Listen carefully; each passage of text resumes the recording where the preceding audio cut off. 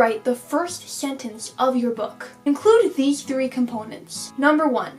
Grab your reader's attention. The beginning of your story is so important. Here's an example of a beginning sentence that grabs the reader's attention. Tilda jumped off her 50th cliff that day, yawning as she did so. In this example, the reader is like, whoa, why is she jumping off a cliff? Why is she jumping off so many cliffs? And why does she think it's boring? The statements prompt the questions, and that compels the readers to keep reading, holding their interest. Then, the readers find out that Tilda is jumping off cliffs because she is testing out her dad's invention that can help her fly. Number 2.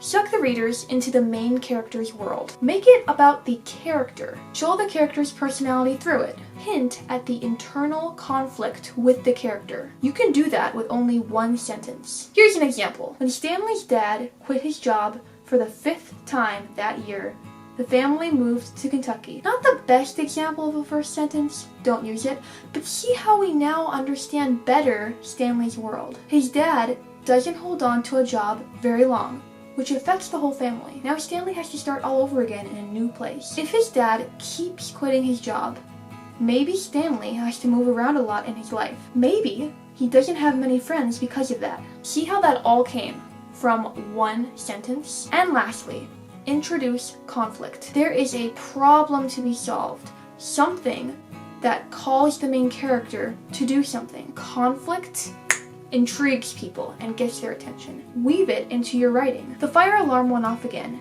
and this time it wasn't a test. Fire alarms can be an emergency. Emergencies mean conflict. Conflict impacts your characters, which in turn impacts your readers. See how that set off a chain of events? Okay, I've got my first sentence out of the way. But what about the rest of my book? I have writer's block. Writer's block is common, but there are some potential cures. Watch the video that's somewhere around the top of this video where I give you some help on how to get rid of writer's block.